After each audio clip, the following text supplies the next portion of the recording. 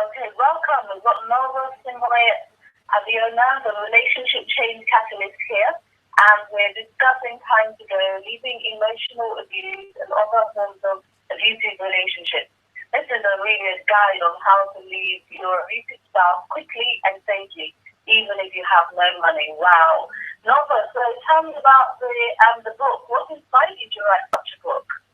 Well, thank you, Donia. And my inspiration behind the book was actually my own life. I was in an abusive relationship and I remained in it for 6 years. And at that point, enough was too much. And so I made plans and left my abusive husband. So that's where the inspiration came from. Wow, enough was too much. I remember that. That's amazing. So you obviously think enough was too much. Is that like you think the book is absolutely necessary then? Yes, I believe so because, for example, Donia, when I left my relationship, I had to figure everything out myself in terms of, Okay. yeah, what I need to do to be able to leave safely because I was really in fear for my life because I was getting death threats and stuff from my ex. And so I know that there are a lot of women out there and men who are in relationships where they feel trapped for could be for financial reasons or just your spouse being dominant and you Okay. would like to be able to come out of it. And so this book is really to help, as you said, it is in the title, to help guide them through how they could come out of that relationship safely by making a Okay. plan and working that plan. Okay. Okay. So interestingly, so is it like really? Is it for people who are in extreme relationships, or what about people who are just having like general arguments and things like that in their relationship? Who is it really for? The book is for people who are in abusive relationships.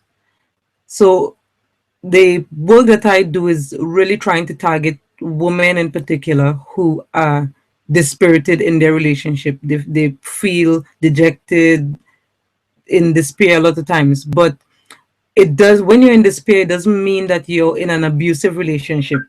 For example, Okay. you could be frustrated with your spouse and it's just that you all are not getting along with each other. However, if your spouse is devaluing you as a human being, making you feel disrespected, demeaned, all of these, really, then you have to look at that relationship and see what is it doing to you physically, and if not physically, mentally, because a lot of times we have a lot of emotional abuse, financial abuse and stuff where people feel so trapped and it's affecting them. They can't function at their highest self and they're really being controlled. And once you're being controlled by another individual, whether it's, as I said, emotional blackmail, they're stalking you as even though they're your spouse and stuff, then you have to make the decision to come out of that relationship for your own health and sanity. Okay. Wow. And I imagine you get the question that I just asked. You get it regularly. Oh, Is yes. that the most asked question about the book, or what's generally the most asked question about the book and the topic? In fact, most of the times, Donia, people ask me, whoa, how did you know it was too much? How did you know, like, yeah, this, it was time for you to go? And how were you able to do it, especially to leave the country? And so my answer to all of them is a lot of times you feel it on the inside. You know what, this is really not serving me. And is especially if over time it seems to be getting gradually worse, whether they're doing things to play on your mind more and more, you could see that they're not trying to change. Even if they say, oh, I'm sorry, I apologize, I won't do it again. If they repeatedly go back and do the same thing, they keep abusing you, then you know it's time to go. And then when it comes to how did I come out, as I said, I had to make a plan. I had to get people involved, but I didn't get a lot of people. I didn't tell a lot of people. And that's one of the things I say in the book as well. Don't go sharing information with everybody because they're family, because you don't know who could take the information back to your spouse and that could put you in harm's way. So you have to be very careful. I only told two people, to be honest, to begin with, and it was just some days before I left that I shared it with my siblings and other family members and friends.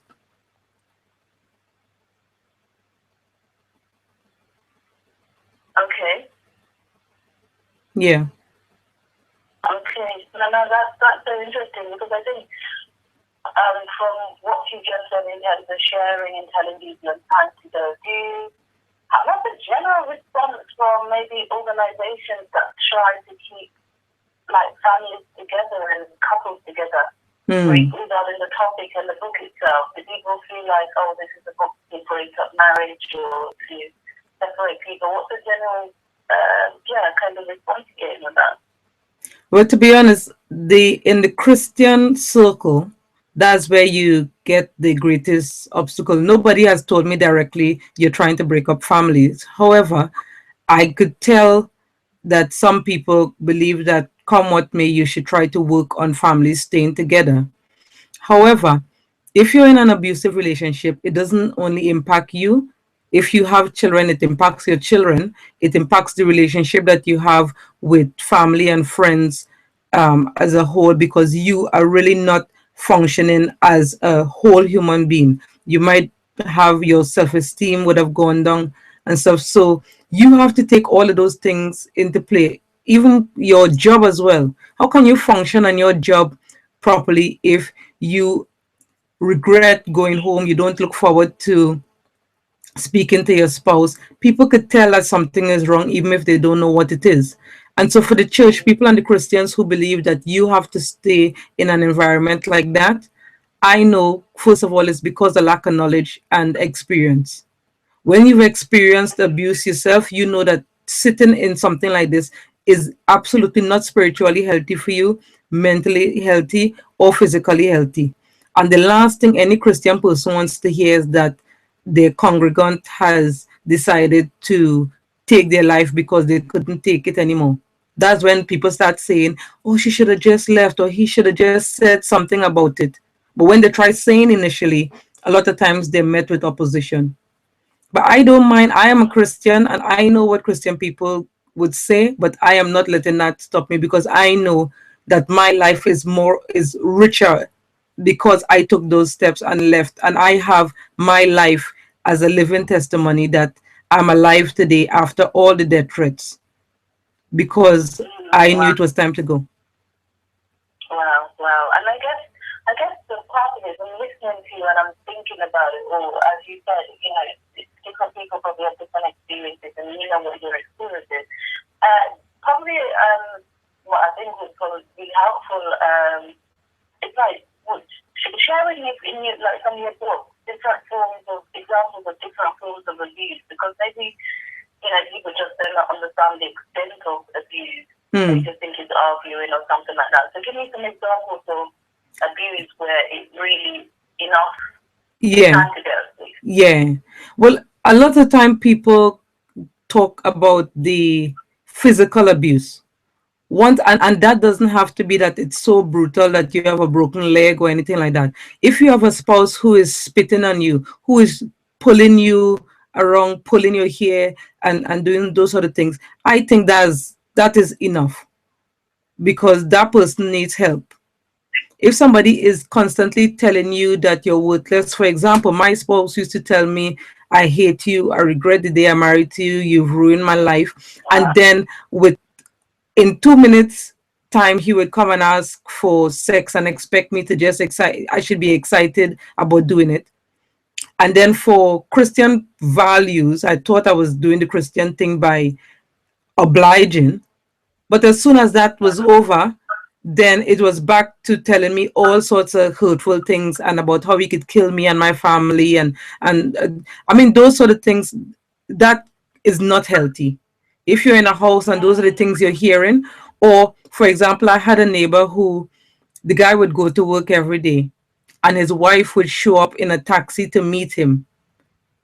He didn't like it at all, but she was doing it every day because she thought she was in charge, and then she would embarrass him in front of people and even go to the extent of hitting him.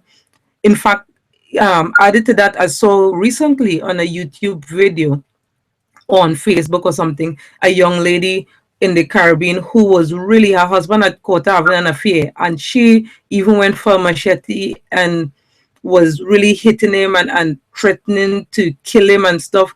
That is abuse. And Wow. sitting in that sort of environment is not good. If you have your spouse stalking you, if they're financially trying to control you, you cannot buy anything without their permission. You cannot make any decisions financially. That is manipulation to the height, and I don't think people should sit down in that either. Because how could you feel free as a human being? Two people come together, they're supposed to be sharing and growing together, not one person dominating the other person.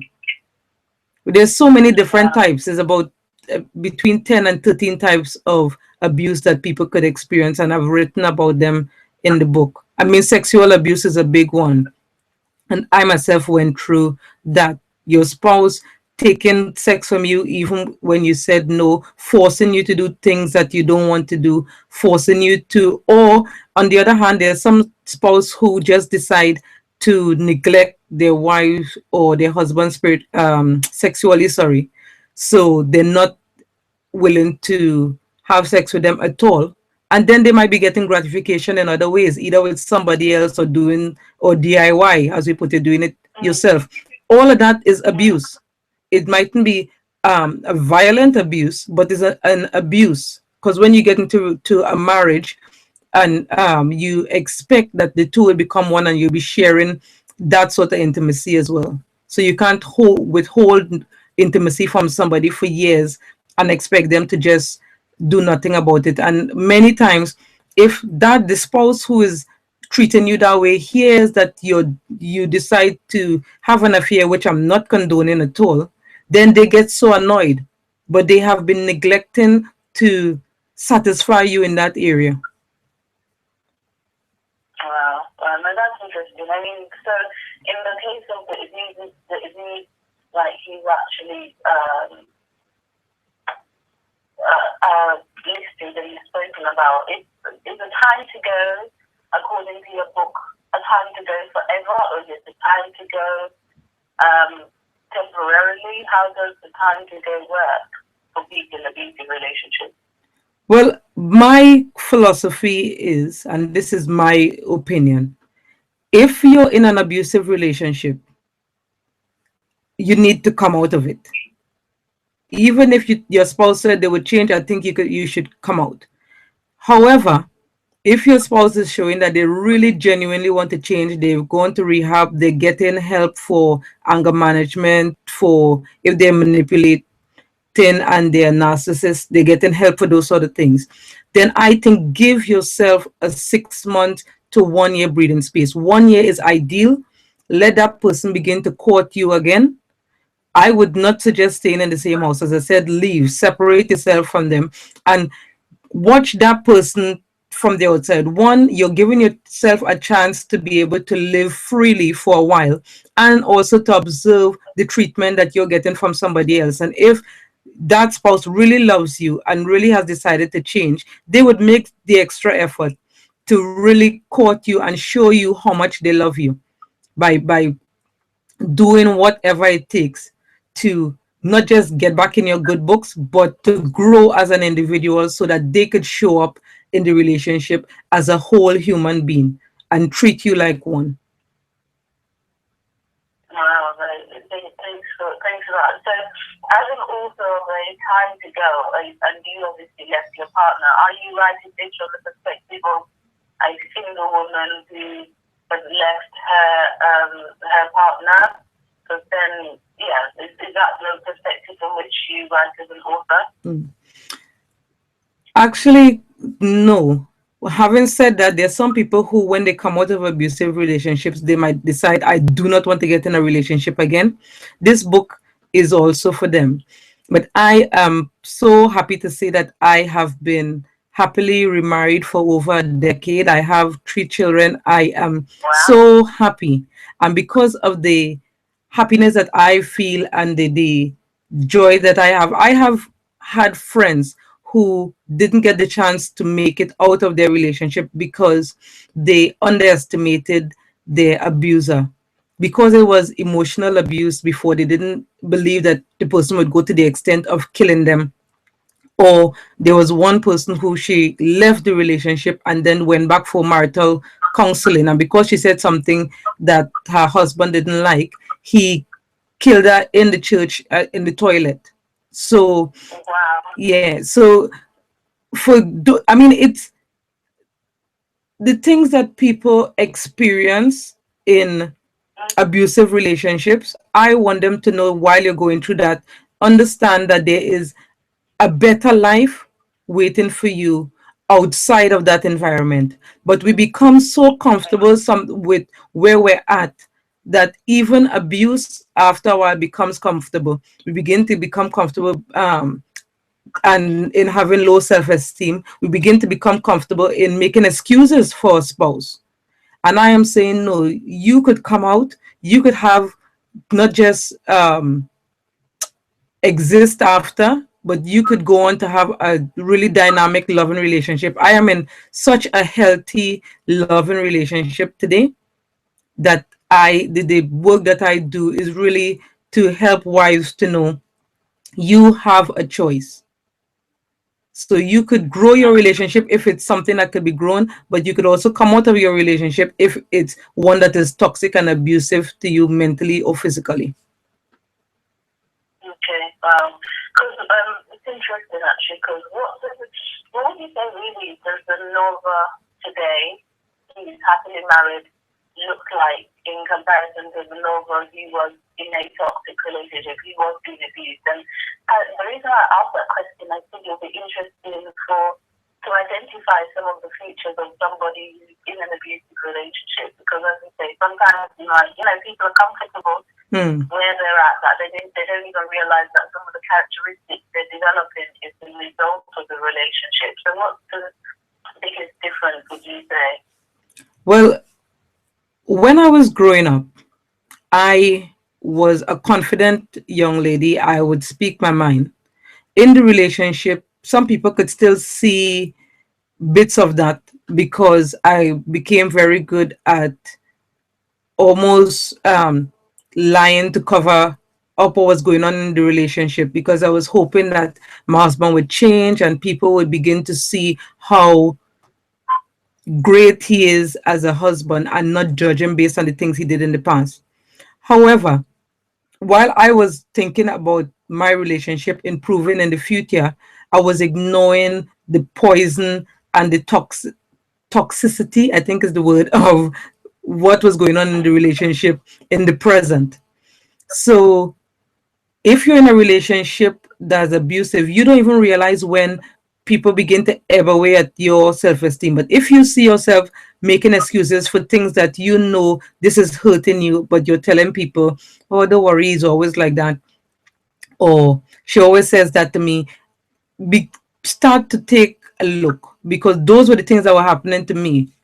And then I started losing weight and stuff. Whereas fast forward for the time that I've been in this relationship, when I first got into this marriage, I brought baggage from that relationship, which is why you try to encourage people to come out of the abusive relationship as soon as possible.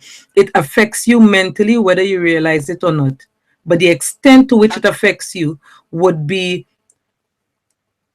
affected by how long you stay in the relationship.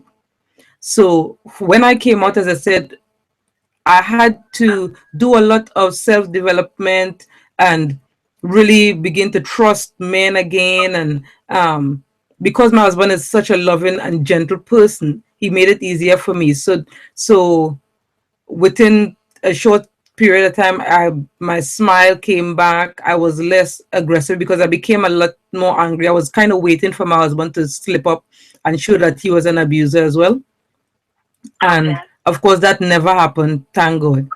But he has just been so loving and gentle that after a while, I begin to, as I said, trust and smile and just really feel like all the plans and the desires that I have, I could just shoot for the stars and reach the goals and aspirations that I have. Anything is possible.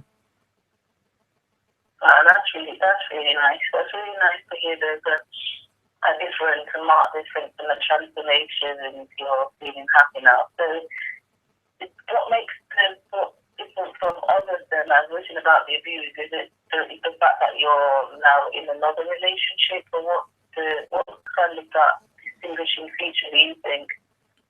Well, I think there are two parts to it. First of all, I am sharing my own experience. And because I'm sharing my own experience, then I can't see others as competitors because you can't compete with what's going on in my life. So that's one. And the other bit is I've noticed that a lot of people who've written books on abuse, they've kind of shared about it, but they haven't told you how you could leave the relationship. Whereas my book is a how-to guide to take you through the steps of identifying the relationship that you're in, straight through to coming out and what to do when you're out of the relationship, and even looking at the divorce process itself. So just going through the entire thing so that you could really come out with confidence. And I spent a lot of time on the financial bit. How do I raise finances so that I could leave? Because that was a big thing for me initially. Although my ex-husband for a lot 3 years or so wasn't working, I still felt as though where am I going to get the money to leave and to do things on my own? And so I had to think creatively.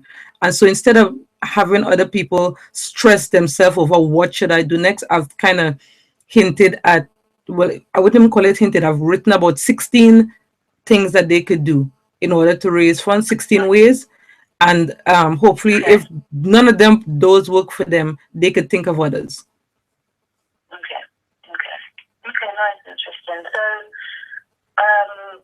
maybe you feel that you touched on this before, but I'd ask again in terms of why should people listen to you? Why should anyone listen to what you have to say in this book?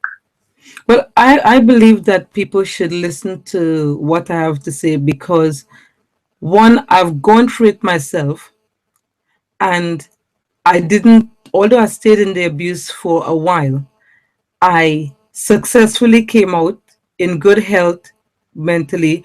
I knew how far I had to go to make sure that I had really set myself free from the relationship. And so I know steps that people could take. It mightn't be the only way, but I know of ways that could work. So besides me sharing about my own life, I also did a lot of research, and so that the book really covers a lot of bases. So quest is almost like preempting questions that people would have while you're in abuse and thinking about coming out. And so that's why I think they should listen to me, because the book is not just based on my experience. It has yeah, practical things and also research based information in it. Okay, so it's kind of like authentic plus the practicalities plus the research as well. Okay, Yes. that's good. Yes. That's good. That's good. And do you, now that you've published this book, is this your first book? Yes and no. It's my first full-length book. I wrote a manifesto called the Wise Wife Manifesto, which people could get free on my thewisewife.com website. But in terms of full-length book, this is my first. And yeah, it was quite nerve-wracking because, you know, when you're growing up, you see books and you think, oh, that would be nice to write a book someday. But especially for somebody like me, I am dyslexic. And so I thought that I may never be able to do it. But then after um, I went through having cancer in 2010, I got to the place where I just wanted to do what I want to do before I close my eye and leave this earth. And writing a book was one of them. And the best topic for me is talking about things that I have gone through where I know I could impact other people's lives. So hence this book. And hopefully it wouldn't be my last. I would like to write a bit about the other part of my life, the exciting bit, and how my relationship changed with my husband from just being a happy one to one that is super excited and really full of love and passion and intimacy on a daily basis. Because that's powerful. That's interesting what you said as well about the having cancer. Was that something you thought was a coincidence, or Well, with cancer, you never know what caused it to really show up. However, I am grateful that when the cancer showed up, that I was in this loving relationship, because the more I sit back and think about the stress that I was put through and frustration in the abusive relationship, if I was going through cancer then, well, I would have been begging God to kill me every day anyhow, because you just would feel as though life is not worth living. Yeah, yeah. So being in an abusive relationship is that kind of lack of support and warmth and Mm-hmm. Yeah. And anyway. you have to just pretend all the time. So even when you're feeling sick, I mean, I remember my ex, even when I felt sick, he insisted that I do certain things. He would pretend to be one way in front of people, and then as soon as people turn their back, go and do it yourself. And I mean, really just not nice, not kind. And so it's just for me thinking about other people going through that. A lot of times I could spot them because I've been in it. I could see that you're not in a healthy environment. But talking to people, a lot of times they don't listen. So hopefully they would read the book and begin to understand better what I've been trying to say all this time. Interesting. So is it a lonely place to be in an abusive relationship? Very lonely. And not only that, even as a Christian person, you develop the habit of lying as well, because you're lying, you're pretending that things are great when it's not. You're hoping that people don't find out how bad the relationship is. And then you're too embarrassed to share with other people, especially in religious circles where you think you would be judged or people would be pushing you to change because there's something wrong with you, when in truth and in fact you cannot control the things that an abuser does. Sometimes we do things that could help make the situation worse. However, the person's reaction, that's up to them. So we all have to take responsibility for our part, but don't take responsibility for what other people do. And I give you a for instance. My husband, if I've never done it and I don't plan to, but if I should choose to start to just hit him a lot of lash in his face, his hand, he would just hold my hand and move me away and say, "What are you doing?" You understand? Whereas some men, as soon as you even say something they don't like, they think it's all right to slap you, they think it's all right to pull your hair, they think it's all right to say demeaning things to you. And that's when you know the difference between a man who has been taught how to be a man and somebody who is pretending to be a man, but they're not mature enough to understand the way that a human being should behave towards somebody else. Interesting. So are they, because you said when sometimes when people are in abusive relationships, or women in or men, I guess, in abusive relationships, there's that feeling that you can change the person or the person will change. Well, that's what happens a lot of times. We believe that we could change them, or that even if we don't change them, because they love us, they would change, not realizing that it is not love. Because the way I put it in the book is that love stands for Lord over very earnest, LOVE. And that is not the way love should be. Love should be really showing somebody affection.